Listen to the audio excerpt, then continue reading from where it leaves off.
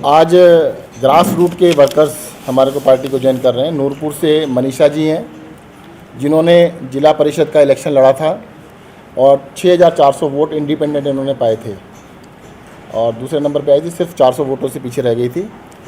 आप इसी से अंदाज़ा लगा सकते हैं कि भाई इंडिपेंडेंटली इतनी वोट लेना काफ़ी बड़ी वोट मिली थी इनको।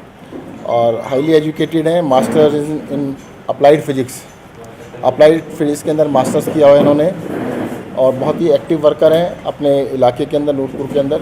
तो आज इन्होंने आम आदमी पार्टी को ज्वाइन किया है। साथ में इनके साथ कई सारे साथी हैं जिनके नाम अभी बता दिए जाएंगे आपको सारे। दूसरा, इंदौरा से अशोक कुमार सोहता जी हैं जी, मैं सर। और इनको निकनेम इनका अशोक प्रधान है, अशोक प्रधान के नाम से लोग जानते हैं। 40 साल से ये कांग्रेस के बहुत ही एक्टिव वर्कर हैं। प्रेजेंटली ये एससी विंग के कोऑर्डिनेटर हैं वहाँ पर कांग्रेस के, और पहले एसटी और एसटी विंग के को कोऑर्डिनेटर थे।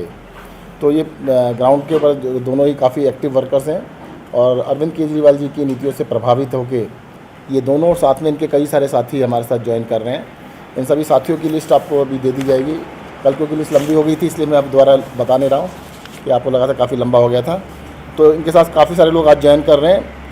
कांग्रेस और बीजेपी दोनों पार्टियों के जो ग्राउंड पर जो लोग हैं उनकी नीतियों से, भ्रष्टाचार से दुखी होकर अब आम आदमी पार्टी को ज्वाइन कर रहे हैं। बीजेपी बिल्कुल भ्रष्ट पार्टी है, भ्रष्टाचार के अलावा कुछ करते नहीं है।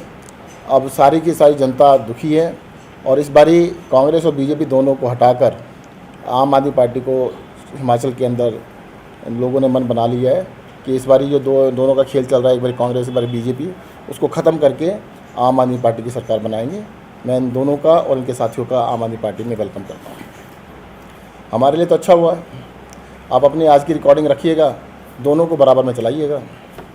आज जो हुआ उसको कल हमारे जो बनेगी उसके साथ में दो विंडो लगाकर दोनों विंडोज़ को साथ चलाइएगा। हमारे लिए कंपैरिजन आसान होगा। आज की रैली, जिसे कह सकते हैं कि आज की रैली जो थी एक्सपेक्टेशन से बहुत ही कम थी, बहुत ही हल्की रह गई है। कल मैं आपको सबको इनवाइट करता हूं कि आम आदमी पार्टी की रैली को देखिएगा। कल जनसभा है, सीधा कोई हमारा रोड शो नहीं है, सीधा जनसभा है चंबी ग्राउंड के अंदर। कांगड़ा में चंबी ग्राउंड है, चंबी ग्राउंड के अंदर अरविंद केजरीवाल जी की जनसभा होगी। 11 बजे से टाइमिंग है। सभी लोगों को मैं इन्वाइट करता हूँ फिर से, जो भी सब लोग आइएगा ज़्यादा से ज़्यादा संख्या में अरविंद केजरीवाल जी को सुनने के लिए। कई सारे लोग करेंगे संबोधित, कई सारे लोग होंगे जो कि संबोधित करेंगे और मुख्य वक्ता अरविंद केजरीवाल जी होंगे। भाजपा ने सर 30,000 का लक्ष्य रखा था नगरोटा में, तो आम आदमी पार्टी ने कोई लक्ष्य रखा होगा? नहीं, उनका लक्ष्य तो चलो 30,000 क्या 3 लाख भी हो सकता था। अभी तो आप बताओ ना कितने आए थे। आपने कितना लक्ष्य रखा है? हमारा लक्ष्य ये है कि जितने इनके आए थे ना, उससे हमारे कई गुना ज़्यादा होंगे,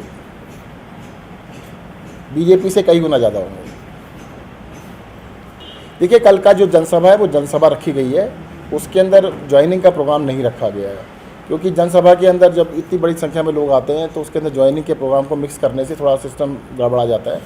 तो ये पूरा एक्सपीरियंस बता रहा है कि कभी भी बड़ी जनसभा के साथ ज्वाइनिंग को मिक्स नहीं करना चाहिए। कल की जनसभा के बाद हम आपको बड़ी बड़ी ज्वाइनिंग अगले आने वाले दिनों में दिखाएंगे। काफ़ी सारी बड़ी बड़ी ज्वाइनिंग जो कि होने वाली थी, कई हमारे डिस्कस किया कि हमने कहा भाई उस दिन करने में, क्योंकि सबको फिर महत्व नहीं मिल पाता है। जो इतने बड़े बड़े लोगों को ज्वाइन कराना है तो सब चाहते हैं कि इंडिविजुअली ज्वाइन करें, तो हम लगातार फिर इंडिविजुअली अलग ज्वाइन कराएंगे सब। बिल्कुल, क्यों नहीं जगह मिलेगी। देखिए, हिमाचल का इलेक्शन है, हिमाचल के लोग हैं, हिमाचल के लोग ही होंगे, सबसे ज़्यादा हिमाचल के लोग ही होंगे। आप इसकी बिल्कुल चिंता मत करिएगा। मंडी में मैं बताया था, कल भी बताया था आपको, कल भी आप ही का शायद प्रश्न था। देखो, ट्रक के ऊपर 2 ही लोगों खड़े होने की जगह थी। अब नहीं, वो सिक्योरिटी वाले 2-3 लोग और थे। तो उसके अंदर क्या होता है कि अब ज़बरदस्ती कहते हैं हम एक ही, क्योंकि हमारा बड़ा ट्रक नहीं आ सकता था। आपने देखा था मंडी के अंदर गली छोटी थी तो हमें चेंज करना पड़ा वहाँ पर। एन मोमेंट के ऊपर टाटा 407 छोटी जगह करनी पड़ी, तो उसमें जब जगह नहीं थी, अब एक को तो चढ़ा नहीं सकते थे। अगर हम चढ़ाते तो कम से कम 15-20 लोगों की लिस्ट थी कि 20 लोगों को कम से कम हमें रखना पड़ता, तो उतनी जगह नहीं थी हमारे पास। मैंने बताया ना, मुख्य वक्ता अरविंद केजरीवाल जी होंगे, बाकी सभी हमारे पार्टी के यहाँ के हिमाचल के काफ़ी सारे लोग सदस्य होंगे, वो साथ में शामिल होंगे। नहीं, कल उनका प्रोग्राम नहीं है। Thank you. अभी मॉडल और हिमाचल मॉडल में कोई फर्क होगा कि एक जैसा ही है? देखो, क्या होता है कि दिल्ली मॉडल के अंदर जो भी अच्छी चीज़ें हैं, जो यहाँ पर लागू हो सकती है, उन सबको लागू करेंगे। पंजाब के अंदर भी जो चीज़ें अच्छी सीख रहे हैं वो भी लागू करेंगे, और हिमाचल की यूनिक अपने आप की कई सारी चीज़ें हैं जिनको हमें डेवलप करना है। जैसे एग्जांपल के लिए शिक्षा का मॉडल, स्वास्थ्य का मॉडल, दिल्ली का मॉडल बिल्कुल परफेक्ट है, जिसके लिए पूरी दुनिया तारीफ़ कर रही है। उनको दिल्ली से ला के यहाँ पे लागू किया जाएगा। यहाँ पे बता रहा हूँ शिक्षा का वही है, शिक्षा की परिस्थिति बिल्कुल सेम है। यहाँ पे शिक्षा का बिल्कुल बंटाधार हुआ पड़ा है। स्वास्थ्य की हालत भी बड़े ख़राब है, उनको ठीक करने की आवश्यकता है। 300 यूनिट बिजली हमने पंजाब में फ्री की है। यहाँ पर इन्होंने नकल करके 125 करने की कोशिश की है, तो यहाँ पर पंजाब में 300 की है, तो यहाँ पे 300 करेंगे। यहाँ की यूनिक चीज़ें हैं कहीं। देखिएगा यहाँ पर जो एग्रीकल्चर है, ये प्लेन्स की तरह से एग्रीकल्चर नहीं होता है, तो एग्रीकल्चर को पहाड़ों के हिसाब से उसको डेवलप करने की आवश्यकता है। यहाँ पर हॉर्टिकल्चर पे बहुत ध्यान देने की ज़रूरत है, बागवानी के ऊपर। यहाँ पे एप्पल है, बाकी फ्रूट्स के बहुत तरह तरह की वैरायटीज़ होती हैं, उनको बढ़ावा देने की आवश्यकता है। यहाँ पर जंगल बहुत हैं, जड़ी बूटियों पे ध्यान दे सकते हैं। ख़ास तौर से जैसे आपका टूरिज़्म है, टूरिज़्म अपने आप में ये बहुत बड़ा सेक्टर हो सकता है। भगवान ने इस देवभूमि को इतना सुंदर बनाया है कि स्विट्ज़रलैंड से भी मैं तो कहता हूँ सुंदर है। और टूरिज़्म के मामले में देखें तो हमारे यहाँ पर जितने टूरिस्ट आते हैं पूरे साल के अंदर, स्विट्ज़रलैंड में तो उससे कम से 50 गुना ज़्यादा जाते हैं। तो यहाँ पर भी टूरिज़्म को बहुत बड़ा बढ़ावा दिया जा सकता है।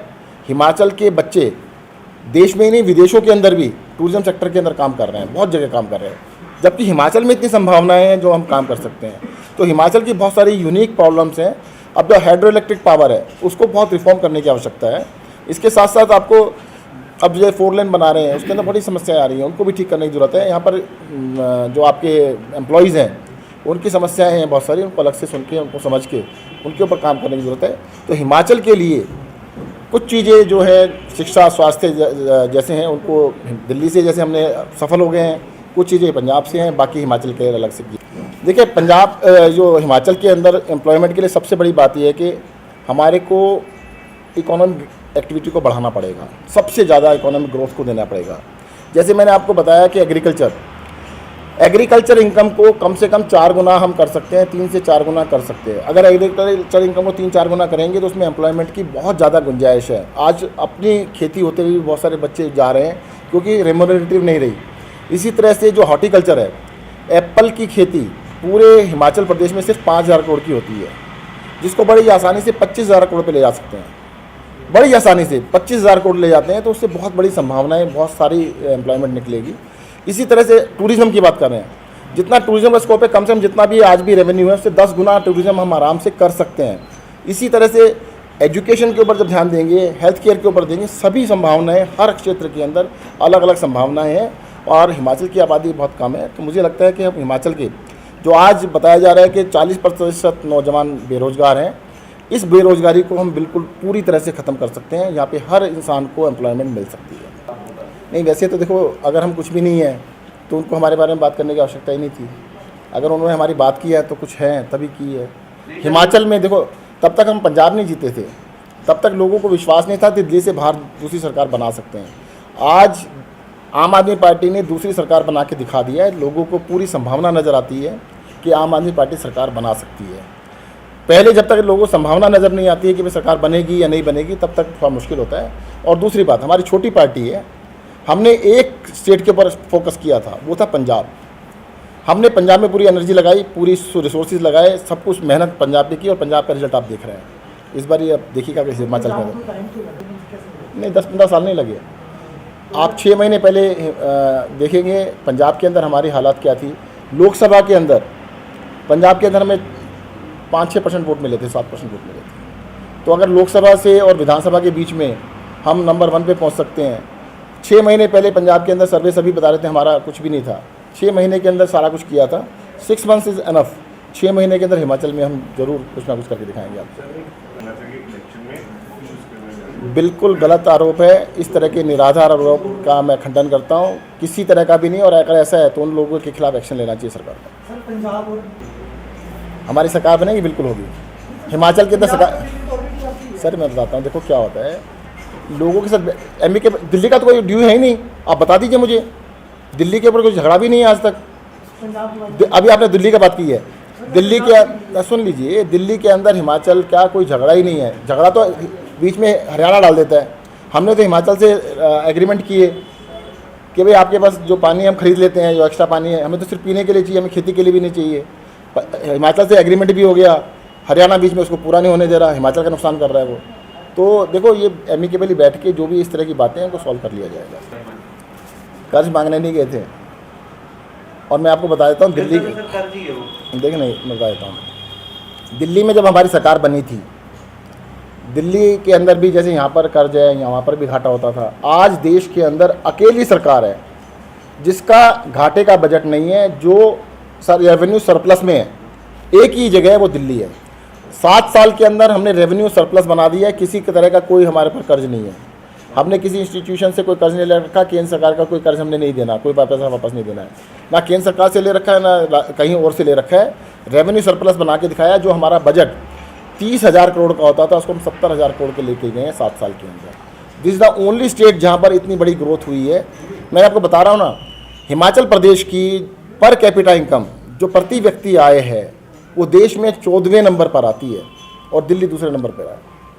प्रति व्यक्ति आय जैसे जैसे बढ़ेगी तो हिमाचल के अंदर भी ये कर्ज तो 50,000 तो जल्दी ख़त्म हो जाएगा। हमारा इनकम बढ़ाने का मकसद है, जैसे लोगों की इनकम बढ़ेगी कर्ज तो ख़त्म हो जाएगा। क्या नहीं हो रही है?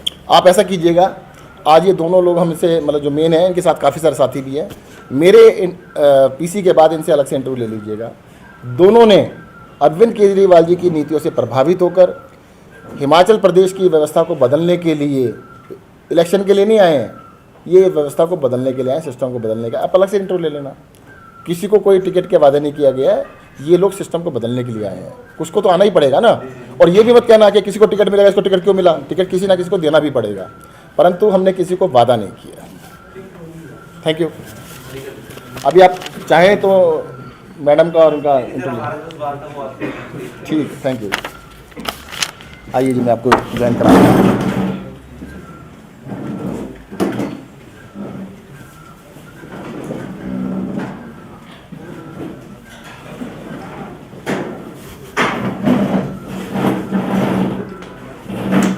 बाकी लोगों को बुला लो।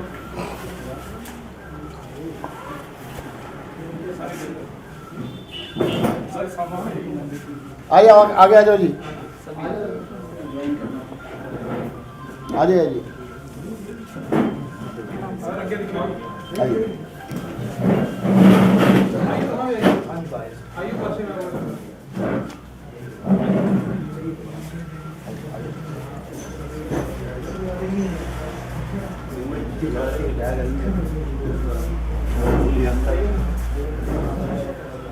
आप उस तरफ आ जाइए, उस तरफ आ जाइए। फोटो होगी, फोटो इस तरफ खड़े हो जाओ, फोटो।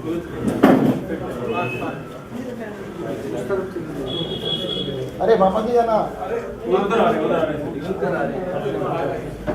पीछे चलो, पीछे नहीं। और आ जाओ, कोशिश